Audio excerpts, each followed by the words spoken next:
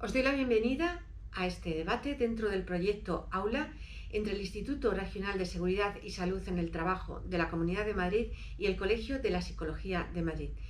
Soy Isabel Aranda, la vocal de Psicología del Trabajo de este colegio, y tengo el placer de presentaros este proyecto ya en segundo año que realizamos en materia de prevención de riesgos laborales. Estamos trabajando en las ideas de salud laboral y en este debate que os presento el foco lo vamos a poner en la corresponsabilidad entre la organización y la persona en el desarrollo de una cultura saludable. Para ello tengo el placer de presentaros a María José Naveros Gómez y a Federico Galán Martín. Bienvenidos. Gracias. Ellos van a debatir sobre este tema y lo que voy a hacer es presentaros brevemente su biografía y a continuación van a exponernos sus opiniones sobre este tema. María José Naveros Gómez es coordinadora del Departamento Técnico de Grupo 17 de Prevención de Riesgos Laborales, que es un servicio de prevención ajeno. Es licenciada en Psicología Clínica por la Complutense, máster en Recursos Humanos por el CEP, máster en Prevención de Riesgos Laborales con las 3 especialidades de Seguridad del Trabajo, Higiene Industrial, Ergonomía y Psicosociología. A su vez, Federico Galán Martín es director de Salud y Bienestar Laboral de la Fundación Personas y Empresas. Es licenciado en Psicología por la Complutense también, PDD por el Instituto, por el IES, MADD por la, esta no la conozco, por la HULT. No te preocupes, una escuela de negocios de Ashford Business School de UK. Bueno, pues esto es lo que... Más de 30 años de experiencia en diversos ámbitos de la función de recursos humanos, tanto en formación y desarrollo, organización, planificación, gestión de expatriados y asignación internacional, así como salud y bienestar. En diversas organizaciones, ICE Complutense, COP Madrid, Intercontinental Hoteles y Grupo Repsol. Así que, una vez presentados los ponentes, pues os paso a dar la voz en este caso a Pepa, que la vamos a llamar así, con mucha confianza. Pepa, cuando tú quieras. Pues muchas gracias, Isabel, por lo primero por haberme invitado a esta casa. Es un placer estar aquí con vosotros, compartir debate contigo y con Felipe, un gran experto también, y con Federico, un gran experto en este área, y bueno, me gustaría que lo hiciéramos lo más dinámico posible para que la gente que nos está viendo lo pueda vivir como algo que estuviera con nosotros en esta casa. El título de la presentación es Corresponsabilidad entre la organización y la empresa para el desarrollo de una empresa saludable, y a mí cuando nos dan un título lo que más me gusta es entender ese título. Si entendemos ese título probablemente entendemos de lo que vamos a hablar, y hay una palabra actualmente que viene en este título que es la corresponsabilidad. Está muy de moda, se utiliza en todos los ámbitos, en el ámbito empresarial, en el ámbito social, en el ámbito familiar, y verdaderamente a veces no sabemos qué significa esta palabra. La corresponsabilidad significa su término como tal, es una responsabilidad compartida. Como estamos hablando del mundo empresarial, esta responsabilidad compartida viene por que haya una responsabilidad entre la empresa y el trabajador para conseguir que haya una empresa saludable. Actualmente, por la situación que hemos estado viviendo desgraciadamente, desde marzo del 20, pues las empresas han puesto mucho y han hecho mucho hincapié en que se gestione de manera activa la corresponsabilidad dentro de las empresas, pudiendo desarrollar empresas saludables y ámbitos saludables. Nosotros, desde el Servicio de Prevención de Riesgos Laborales, en el que yo llevo más de 22 años trabajando en este área, pues recibimos llamadas de clientes que quieren gestionar esta corresponsabilidad y desarrollar una empresa saludable, y nosotros lo que más nos gusta es darles una serie de recomendaciones para que lo puedan llevar de manera activa. Estas recomendaciones, principalmente, lo primero es que hagan un ejercicio de análisis para ver cuáles son las necesidades que tienen dentro de la empresa, y a partir de este ejercicio de análisis que se realice una escucha activa. Si hacemos una escucha activa a los trabajadores, que al final es sobre los que tiene que repercutir esta empresa saludable, detectaremos cuáles son las necesidades que tienen, desde un cambio de horario, desde pasar de una jornada partida a una jornada reducida, desde adaptar a problemas sociales, físicos, emocionales que puedan tener los trabajadores. Entonces, la escucha activa nos parece fundamental en las grandes empresas de negocios actualmente, tanto aquí en Madrid como en todo el mundo. Una de las partes de los módulos que siempre se ponen en todos los cursos al final son programas de liderazgo, y de lo que más se habla es de la escucha activa. La escucha activa es fundamental en el campo psicológico, en el campo empresarial, en la psicología clínica. Lo que tenemos que hacer es escuchar a la persona que se sienta delante nuestro. Pues en el ámbito de la empresa es fundamental que se produzca esta escucha activa. En segundo lugar, que haya una negociación entre las partes, entre el trabajador y en la empresa, pudiendo llegar a una serie de acuerdos para que se gestione de manera activa esta empresa saludable. Que se establezcan acciones, que no se queden en el olvido, sino que se establezcan acciones concretas para que sepamos qué es lo que se va a hacer en el planning, en la planificación que tenemos para gestionar esta empresa saludable. Una comunicación es fundamental, que haya comunicación entre empresa y trabajador. Para gestionar una empresa saludable, para que haya una corresponsabilidad, tiene que haber comunicación. Si no hay una comunicación, igual que la escucha activa, tiene que haber una comunicación activa. Para nosotros son dos pilares fundamentales dentro de la gestión de empresas saludable. Y por último, que haya un seguimiento, que todo lo que hemos intentado desde el primer momento lograr con esta escucha, esta comunicación, este análisis de necesidades, que al final hagamos un seguimiento de todo lo que hemos intentado hacer, si al final lo hemos conseguido. Por último, como psicóloga que soy, como persona que me encargo del departamento de la parte de la gestión psicosocial de muchas empresas, creo que es muy importante que se lleve esta gestión de corresponsabilidad entre la empresa y los trabajadores, porque si no da lugar a lo que se denominan los riesgos psicosociales.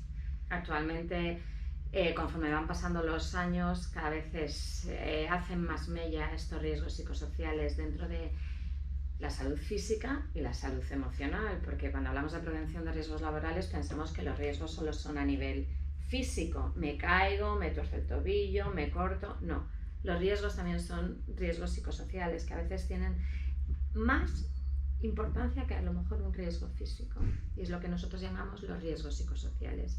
Cuando se producen estos riesgos psicosociales es porque hay una deficiencia en el diseño, en la organización, en la gestión del trabajo, y todas esas deficiencias van a hacer mella dentro del desarrollo de la persona como persona dentro de la empresa, porque lo que tenemos que mirar primero es que lo que se tiene que desarrollar es la persona dentro de la empresa, ¿vale?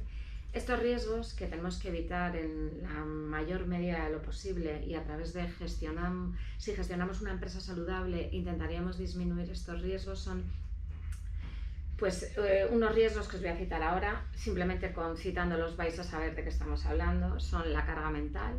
Cuando hay carga mental, al final se producen situaciones de agotamiento físico, de agotamiento mental, estrés, ansiedad. Y no es que solo afecten a la baja productividad del trabajador en la empresa, sino que esa persona cuando sale tiene una vida social, una vida familiar, y estos riesgos afectan a todas las esferas vitales de la persona. La autonomía temporal, porque aunque todo el mundo tengamos por encima a alguien, también tenemos que tener un grado de autonomía temporal para saber gestionar nuestro tiempo, nuestra organización, y a veces en las empresas no se gestiona de manera activa ni de buena manera esta autonomía temporal. El contenido del trabajo es fundamental, tener un contenido. Hay gente que tiene una sobrecarga o tiene una subcarga, hace tanta mella una sobrecarga como una subcarga del trabajo. Entonces el contenido tiene que ser un contenido enriquecedor para la persona, si no puede derivar en todas estas patologías que hemos citado anteriormente. La supervisión, participación, la gestión del liderazgo del que tenemos por encima. Es fundamental el que haya un trato cercano con la persona que tengas, si no va a generar en otros riesgos psicosociales. La definición del rol, tener claro cuál es nuestra función dentro de la empresa.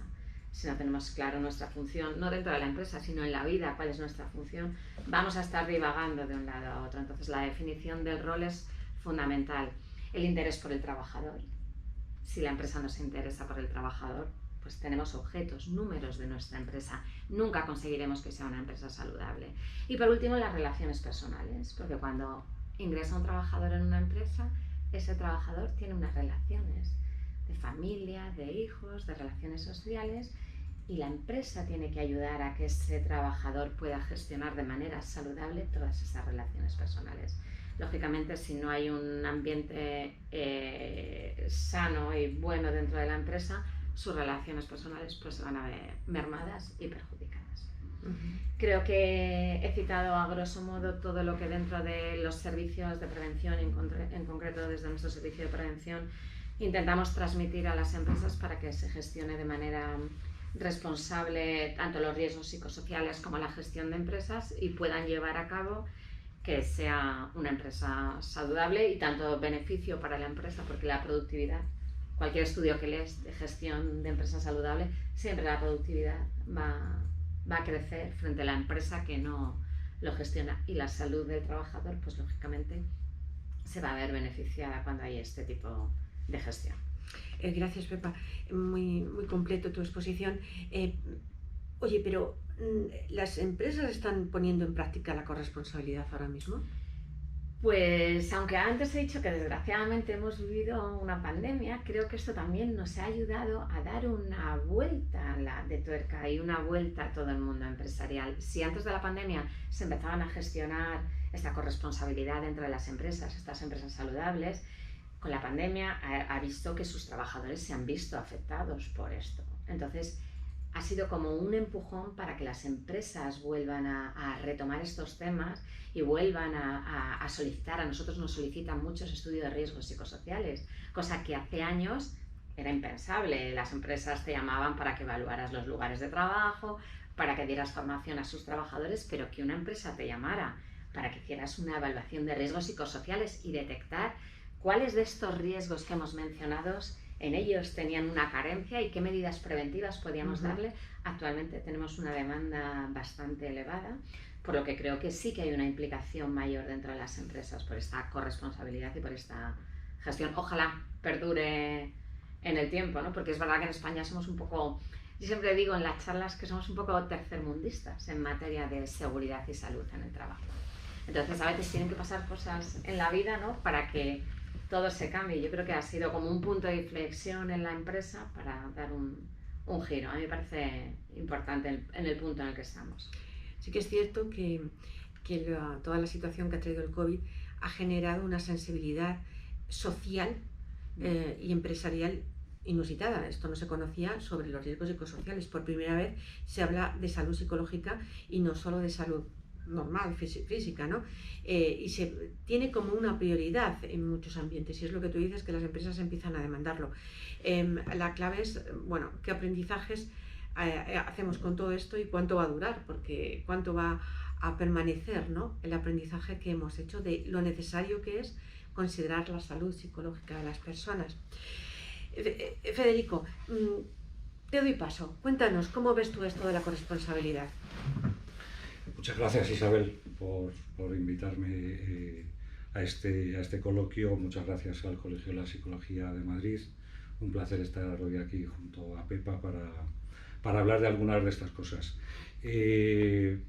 Cuando me invitasteis a esta actuación, a este coloquio, partiendo del título general, le di algunas vueltas respecto a de qué podía hablar, que podía tener interés para la gente que nos pueda estar viendo en algún momento, y creo que un título como Organizaciones sanas y saludables, progresando en la igualdad y conciliación, era una buena forma de establecer un vínculo con lo que se nos estaba planteando desde el colegio.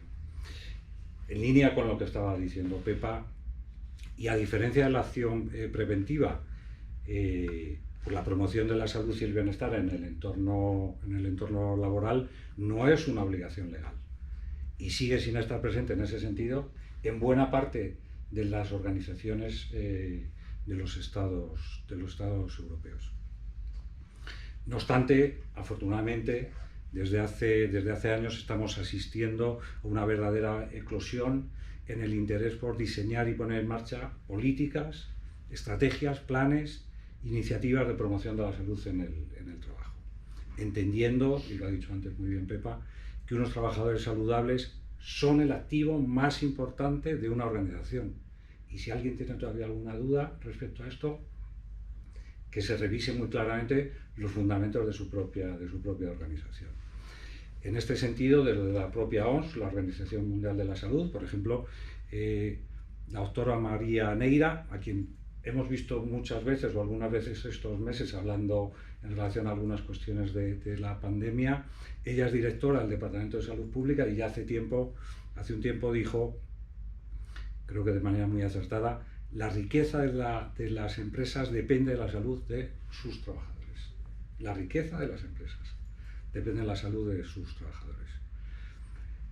Con carácter general, los modelos que se han ido diseñando y poniendo en marcha en las distintas organizaciones sobre empresa saludable responden al propio esquema y al propio modelo de empresa saludable de la OMS. Y yo creo que luego en algún momento vamos a tener oportunidad de ver el propio modelo. Me gustaría decir en ese sentido que el entorno laboral se configura como un recurso valioso para promover la salud debido a que los trabajadores representan una parte importante de la población y además a que los trabajadores pasan una parte muy importante de su jornada diaria, semanal, anual en estos lugares de trabajo y desarrollando una actividad laboral. Pero ¿qué es una organización saludable? Pepa ha dicho ya bastantes cosas, pero me gustaría volver un momento a esto. Un lugar de trabajo saludable es aquel en el que los trabajadores y los demás miembros de la organización colaboran. Son corresponsables, diríamos, al hilo del título del debate de hoy. Son corresponsables o son responsables de forma compartida en la aplicación de un proceso de mejora continua para proteger y promover la salud, la seguridad y el bienestar de los trabajadores y la sostenibilidad del lugar de trabajo. ¿Atendiendo a qué? Pues básicamente, si seguimos el modelo de la OMS, que como decía ha sido el modelo que ha servido de referencia para muchos desarrollos, 4 ejes. Salud y seguridad en el entorno físico, salud y seguridad y bienestar en el entorno psicosocial de trabajo, y Pepa ha hecho merecidamente una mención importante, recursos de salud en el trabajo y participación en la comunidad. No tendría sentido, porque pues, no es el momento ni lugar de describir cada uno de estos ejes. Si quisiera, además de lo que ha dicho ya Pepa, a efectos de lo que hoy aquí nos ha traído, comentar algo más, qué es un entorno psicosocial de trabajo, qué incluye. Estamos hablando de organización del trabajo, estamos hablando de cultura institucional, estamos hablando de actitudes, de valores, estamos hablando de creencias, estamos hablando del estilo de gestión de las personas, estamos hablando de las políticas de conciliación e igualdad, estamos hablando de comunicación, estamos hablando de liderazgo, Pepa lo ha dicho también muy claramente, estamos hablando de compromiso, estamos hablando de clima laboral, estamos hablando de la forma de actuar de la organización con respecto a las personas y su bienestar psicológico. En definitiva, las prácticas que se exhiben diariamente en la organización y que afectan a la salud psicológica de las personas que trabajan en esa organización. Decía antes que si en algún momento tenemos oportunidad de ver el modelo de la OMS, de los 4 ejes y de los elementos que se configuran alrededor, podríamos ver o podemos ver que cultura y corresponsabilidad son elementos que están en el mismo centro del modelo. Por supuesto, y de nuevo vuelvo a las palabras de Pepa, una organización saludable es ir muchísimo más allá de la obligación legal en prevención o en materia de prevención de riesgos laborales.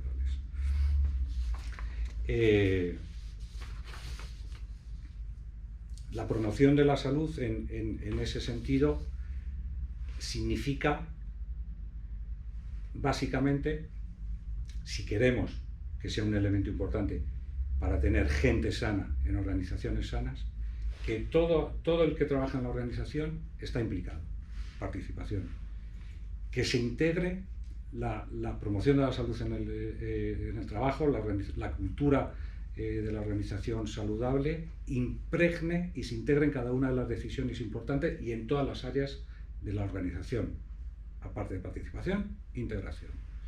Que todas las medidas y programas se orienten a la solución de problemas, proyectos de gestión. Y por último, que las medidas estén dirigidas al individuo y al ambiente desde varios campos. Yo diría que la organización saludable es una nueva forma de gestión que redefine el trabajo como una comunidad en la que las personas experimentan su propia dignidad, se sienten respetadas y se preocupan solidariamente unas de otras. No sé si tenemos tiempo ahora o más tarde de hablar de alguno de los beneficios de organización saludable. Pepa ha mencionado muchos. Voy muy rápidamente a recordarlos. Los que ves tú, sí. A recordarlos porque es muy importante de cara a que una organización se plantee iniciar este camino o se plantee profundizar en aquellas actuaciones que ya tengan marcha.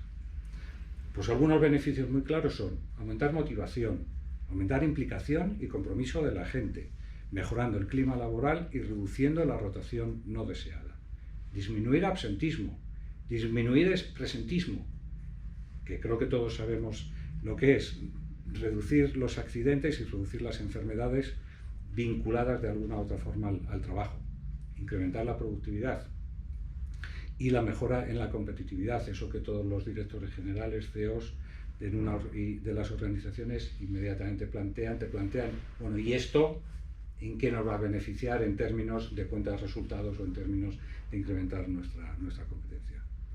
Pero ser percibidos también como una organización más creativa e innovadora.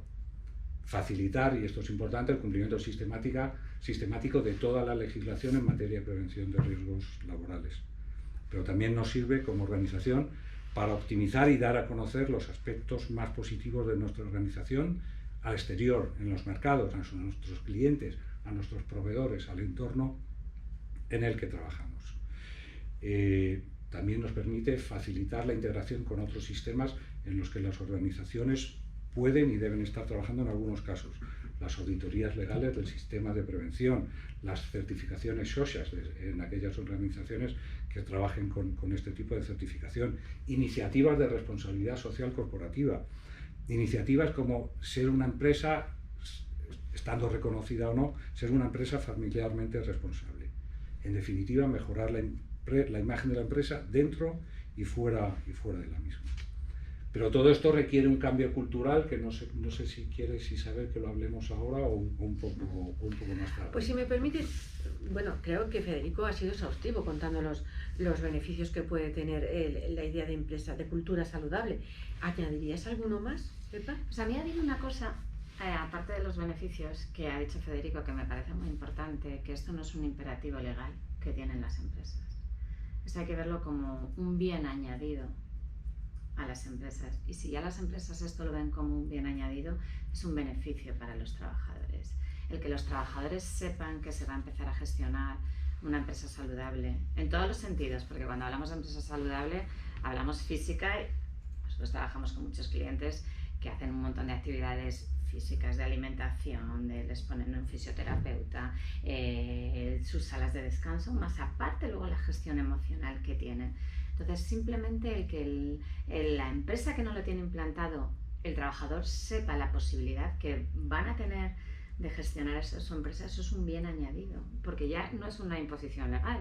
El empresario tiene que cumplir con la ley de prevención, punto. Pero si damos un pasito más allá, pues yo creo que ese sentimiento de pertenencia que es importante, que mencionaba Federico, que tiene que tener el trabajador, esa motivación, la productividad, simplemente por saber que se va a empezar a gestionar, puede subir de manera notable dentro de las empresas. Señaláis unos beneficios tan numerosos y tan imponentes. Estamos hablando de marca de empresa, estamos hablando de eficiencia, estamos hablando de rentabilidad, estamos hablando de bienestar de las personas y por lo tanto de su calidad de vida y de los derechos del ser humano a tener esa calidad de vida. Es decir, que estamos hablando de aspectos muy profundos pero también muy rentables para una organización. ¿Tiene algún inconveniente? Me pregunto.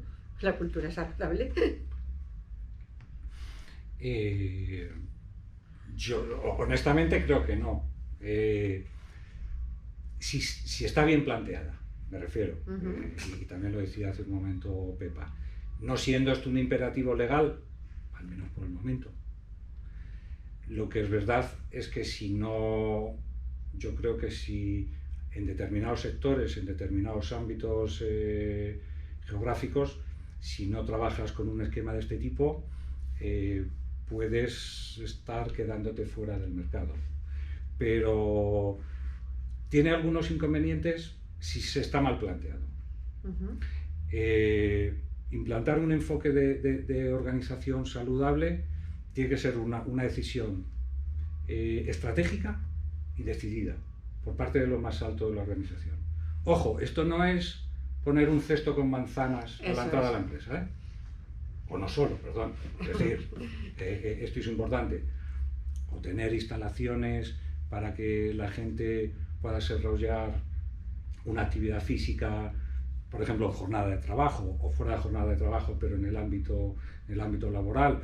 O si no tienes esa posibilidad, facilitar subvenciones para que la gente desarrolle una actividad física. Eso es importante, pero no solo.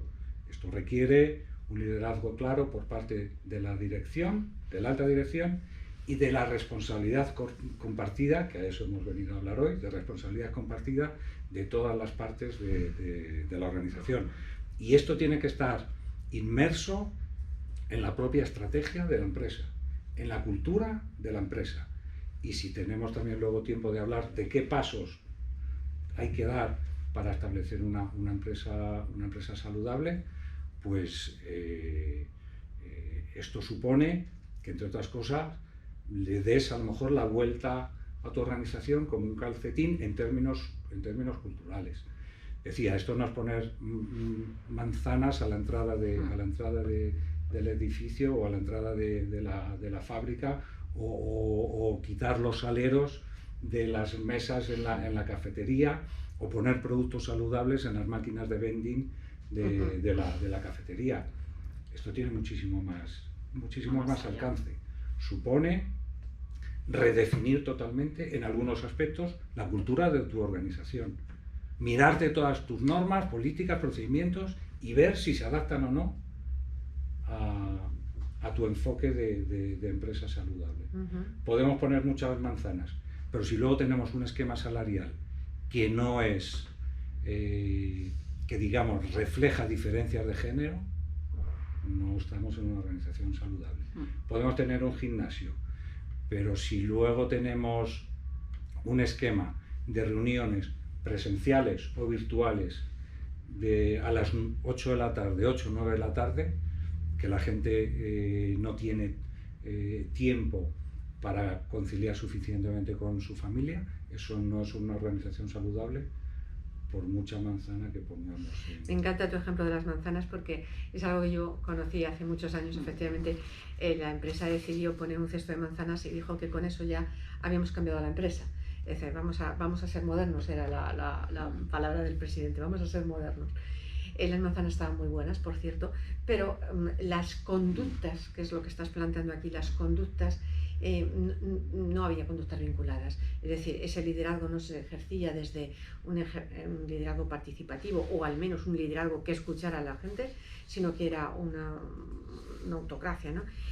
No había participación, no había definición de equipos, no había respeto a la diversidad. Efectivamente, lo que estamos viendo es que la palabra cultura saludable ahora mismo es una etiqueta, bueno, es una etiqueta, como tal la conocemos y se refleja, pero que trata de transmitir la idea de la conciencia de una organización con la calidad de vida de sus trabajadores y con sus prácticas empresariales.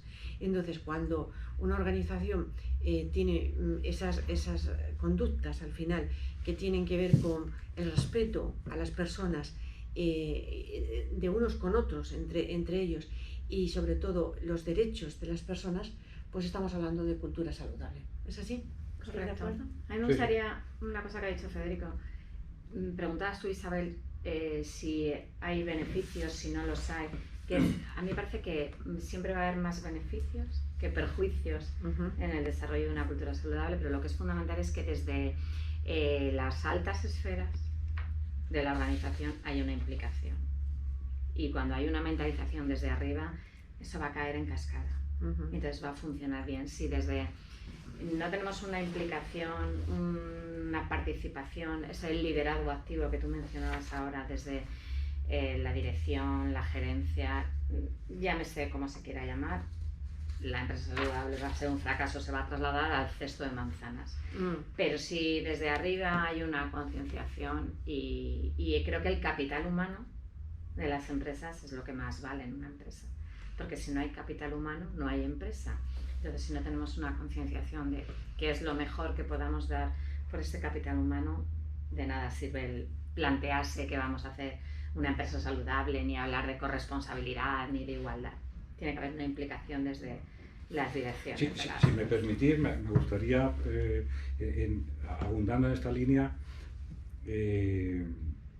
comentar algo que Dolors Solé, del Instituto Nacional de Seguridad y Salud en el Trabajo, dijo hace un tiempo respecto a esta cuestión, y que nos permite, si os parece interesante, seguir hablando de en qué medida determinadas cuestiones se pueden volver en contra de la intención de una organización, cuando, queriendo ser una empresa saludable, se queda en aquellos aspectos, digamos, más folclóricos, ¿no? O más propagandísticos o de marketing, ¿no? Que también podríamos hablar de ella. Decía Dolors Solé: una empresa saludable no es aquella que en un momento de su historia recibe un premio, un certificado, un reconocimiento.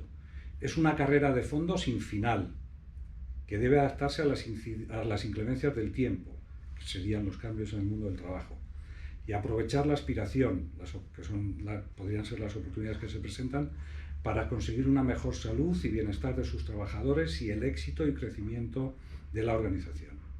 En este sentido, conseguir un entorno de trabajo saludable requiere que salud y bienestar, como decíamos, formen parte del tejido cultural de la organización.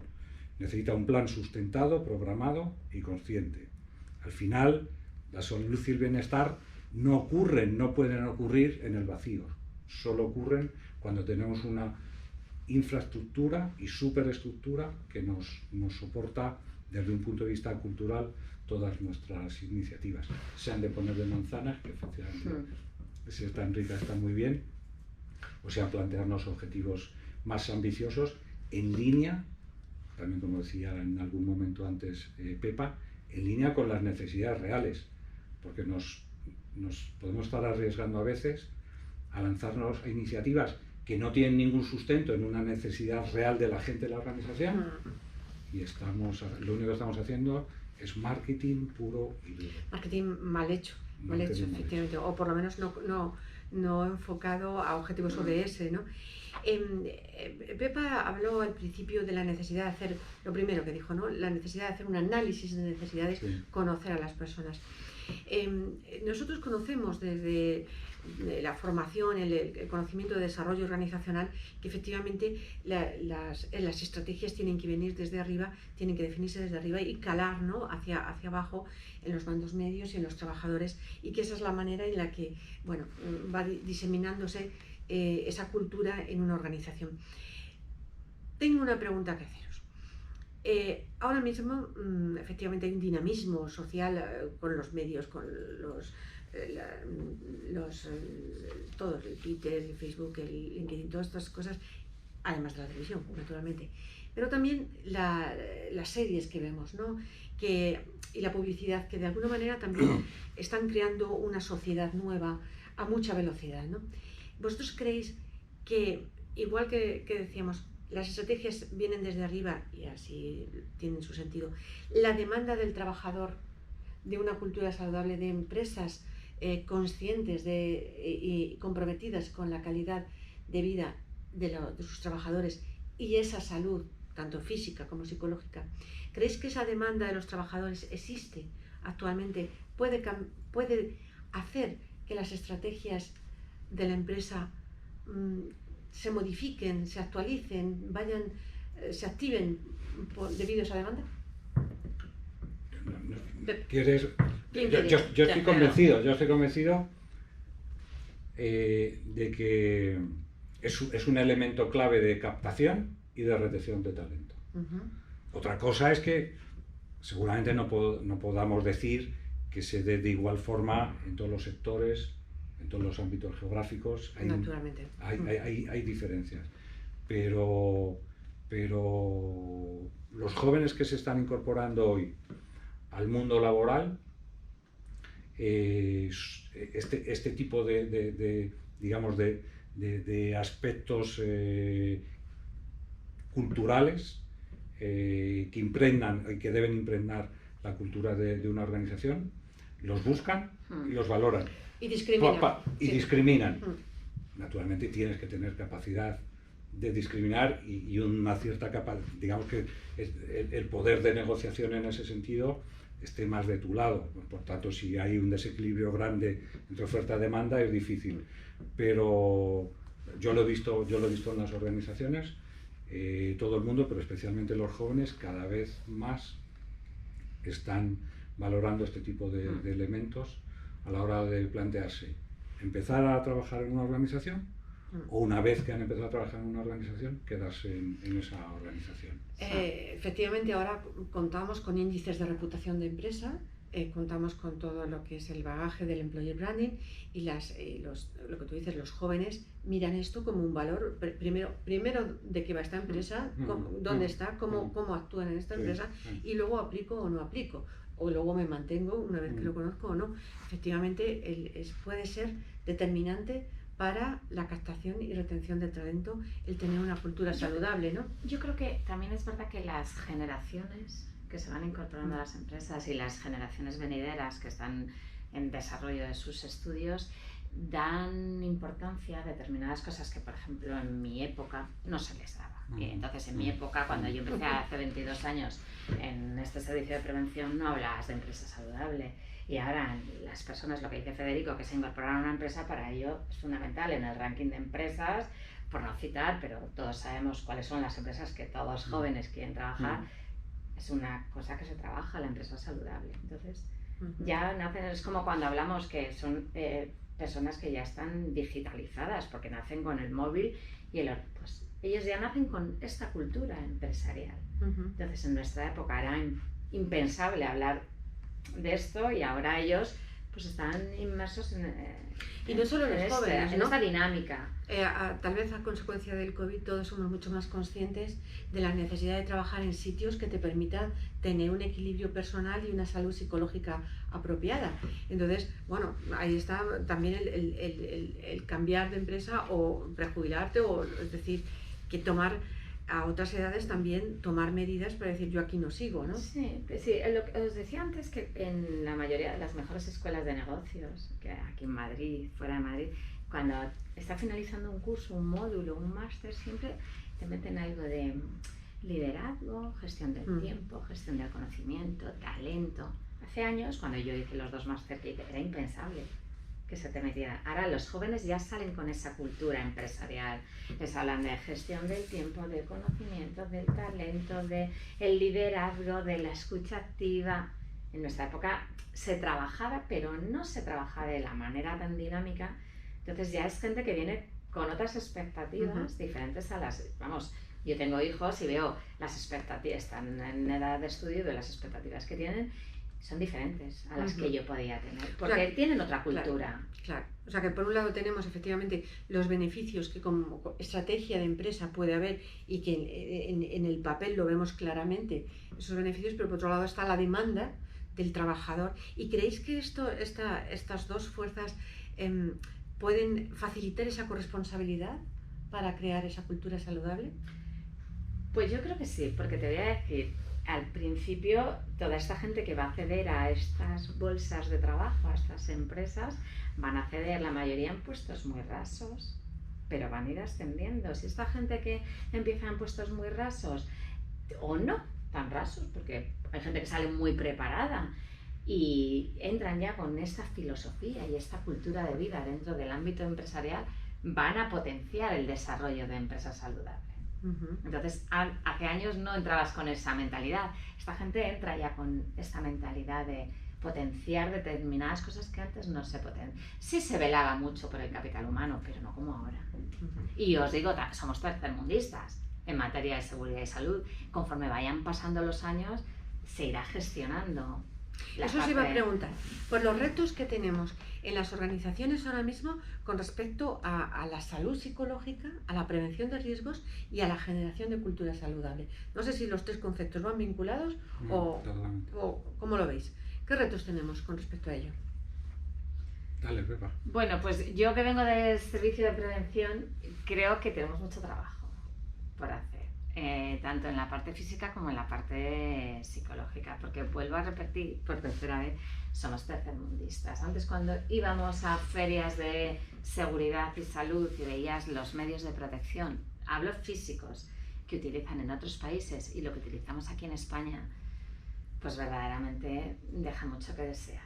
Entonces creo que tenemos una tarea una carrera de fondo por parte de las empresas de ponernos a nivel de otros países. Eso a nivel físico y a nivel psicológico va detrás.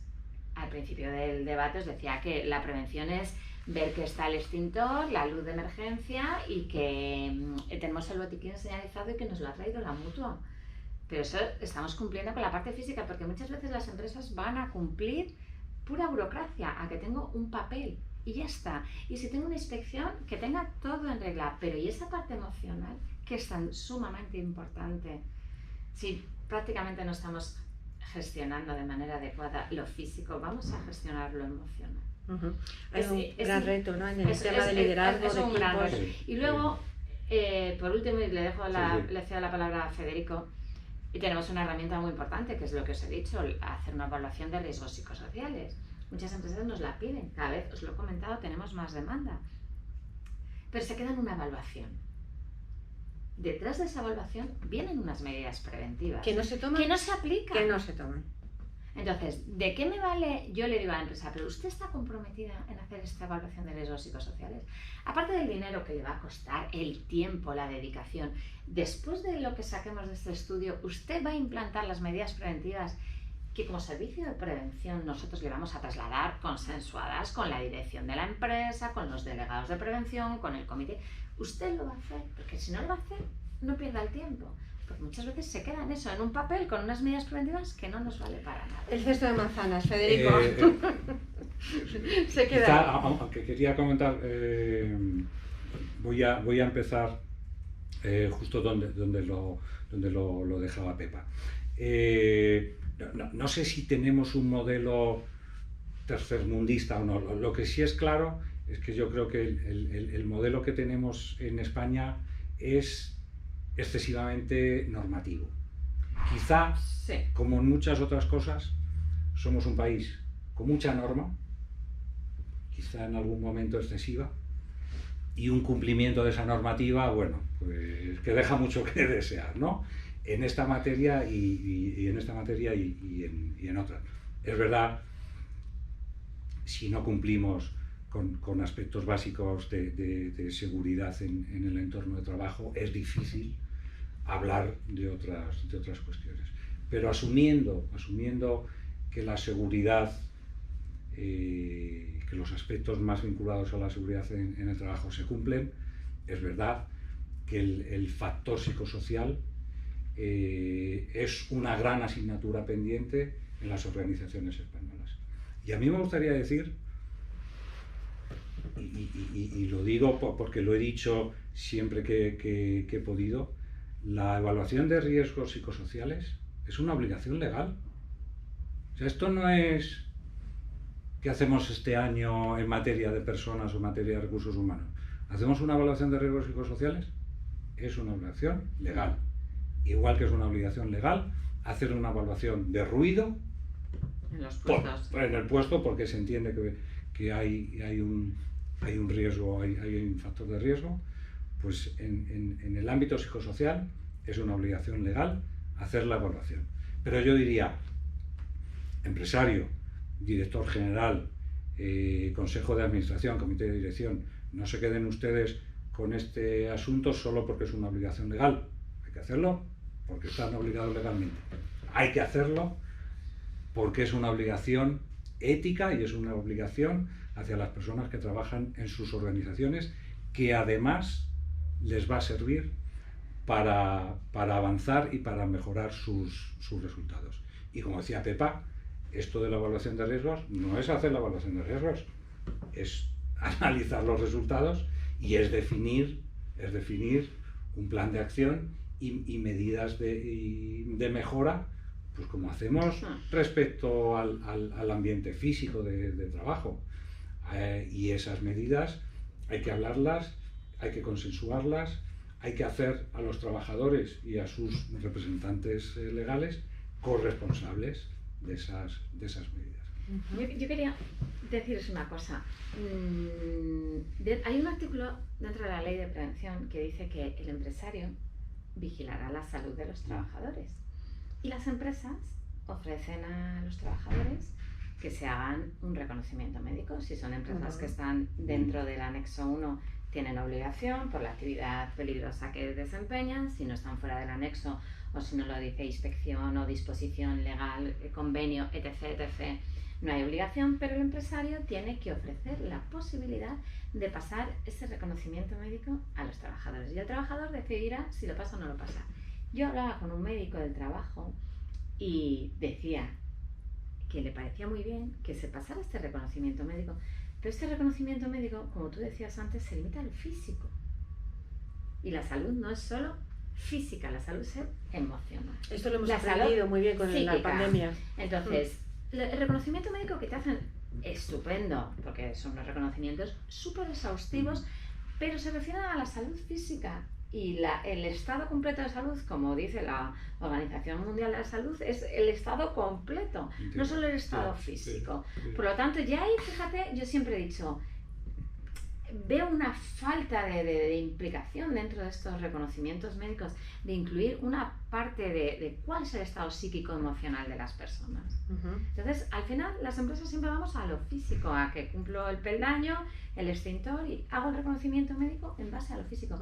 Pero ya ni ahí estamos incluyendo una parte emocional. Lo que decía Federico es, España es muy rígida en cuanto a normativa y los reconocimientos médicos están estipulados así. Creo que se le debería dar una vuelta a que se incluyera y se trabajara más la salud emocional y psíquica. Y en ese sentido, perdón Pepa, sí creo que debemos apuntar y recordar, este es básicamente un país con un tejido productivo basado en pymes. Muchas de las cosas que estamos hablando aquí tienen un reflejo importante en la gran empresa, pero ojo, que más del 90% de la gente en este país no trabaja en grandes empresas, trabaja en pymes o son autónomos, y todo esto que estamos hablando hay que trasladarlo ahí, y el cumplimiento legal que decíamos que a veces deja que mucho que desear o deja un poco que desear. El gran reto es trasladarlo a las pymes y trabajarlo y trasladarlo a los autónomos. Y es un reto cuando hablamos de entorno físico, pero sobre todo es un reto cuando hablamos del entorno psicosocial. Dijiste algo, Isabel, antes respecto a la corresponsabilidad y en este periodo, si este periodo difícil de pandemia podía ayudar o no en ese sentido. Bueno, aquí todavía no lo estamos viendo, pero en países como Estados Unidos, sobre todo en determinados ámbitos, en determinados sectores, a la gente la han enviado a su casa porque era lo único que se podía hacer, y le están ahora pidiendo que vuelva sin hacer un análisis riguroso de cómo tiene que ser esa vuelta, en qué condiciones, qué merece la pena o no mantener del esquema anterior. Y hay mucha gente que está diciendo, no vuelvo. Claro, lo dicen en Estados Unidos, determinados perfiles de empleados y en determinados perfiles de empresas. Decía, yo eso en España todavía no estoy viendo. Eso te iba a preguntar. Ha habido, en la administración pública ha habido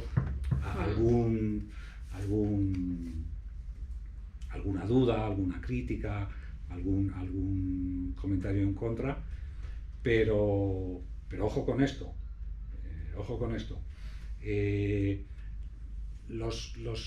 Digamos, el entorno cultural que hemos estado estableciendo o hemos ido perfilando de una forma no buscada, no intencionada, motivada por la pandemia, en muchos casos hay organizaciones que no han asumido lo valioso que tienen, por ejemplo, determinadas medidas de flexibilidad.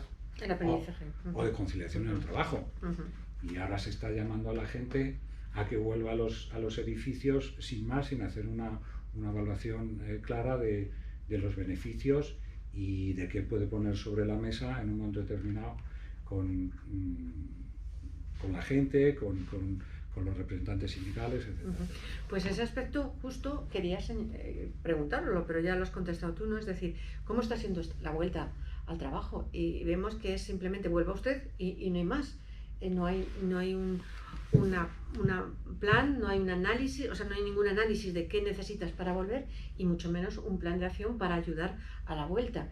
Y la vuelta va a ser dura para muchas personas, para muchísimas personas. No es nada fácil porque las circunstancias son otras. Lamentablemente, vamos a ser positivos, vamos a pensar que las empresas han aprendido algo. Las empresas al final somos personas, entonces que hemos aprendido algo de toda esta situación de pandemia, de formas de trabajar, de formas de relacionarnos, de formas de dirigir a los otros, de formas de coordinar acciones. Hemos aprendido muchísimo. Esto lo vamos a poner en práctica ahora. Pues ya me estás diciendo tú que de aquella manera. Pues yo diría que lamentablemente el que no haya aprendido o habiendo aprendido no lo ponga en práctica, está perdiendo una gran oportunidad. Pues está perdiendo una oportunidad y seguramente va a tener problemas desde luego en mercados muy competitivos, en sectores muy competitivos va a tener problemas para retener a determinados perfiles o para atraer a nuevos perfiles. Y aquí es verdad, aquí se hizo. ¿Cómo es posible que de ser el paraíso del teletrabajo ahora estemos encontrando dificultades para volver?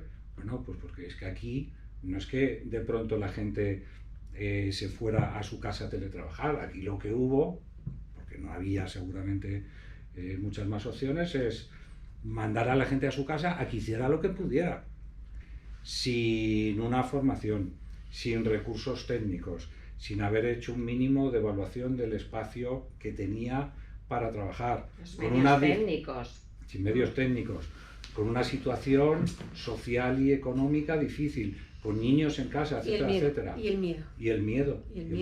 Y ese miedo, ahora hay que trabajar con él. Cuando la gente vuelva a casa. Porque naturalmente hay gente que lo ha pasado muy mal, hay gente que ha perdido seres queridos, hay gente que ha perdido trabajo, o la gente que está alrededor de ellos. Y todo eso hay que trabajarlo ahora en la empresa. ¿Es esta una obligación de la empresa? Pues sí. ¿Por qué? Perdón, es una obligación de la empresa que tenga una cultura, que quiera tener una cultura saludable y quiera tener una cultura y quiera ser una organización sana. ¿Por qué? Pues por ausencia de otros. Es decir, lamentablemente, y está bien, y lo tenemos que decir aquí en el Colegio de la Psicología de Madrid, no hay recursos suficientes en el ámbito del Sistema Nacional de Salud para atender la cantidad de problemática asociada a la pandemia en términos de salud psicológica, en términos de bienestar psicológico, para atender toda esa problemática. Y esa problemática se va a tener que atender en las empresas. Y es importante que las organizaciones lo sepan y tengan un plan muy claro de cómo acompañar la vuelta a trabajo, teniendo en cuenta que la gente cuando vuelva a trabajo, en muchos casos lleva en su mochila una carga muy importante de estrés, de ansiedad, de malestar psicológico motivado por todo lo que ha ocurrido estos meses. Pues tus palabras son una conclusión perfecta para este debate que hemos tenido. Pepa, ¿tú quieres añadir algo más? Nada más. Pues con ese mensaje, ¿no?, de que al final las empresas van a tener que cuidar mucho a sus trabajadores porque la situación es difícil. Hemos pasado una situación muy complicada, pero lo que tenemos ahora es una situación muy compleja, donde arrastramos toda la situación anterior, donde nos encontramos otra vez con el reto de la presencialidad y con el reto de sabremos aplicar los aprendizajes que hemos hecho. Esperemos que la corresponsabilidad entre las organizaciones y las personas pues sea cada día mayor, pero sobre todo esperemos que esa cultura saludable sea algo que realmente impregne la gran mayoría de nuestras organizaciones.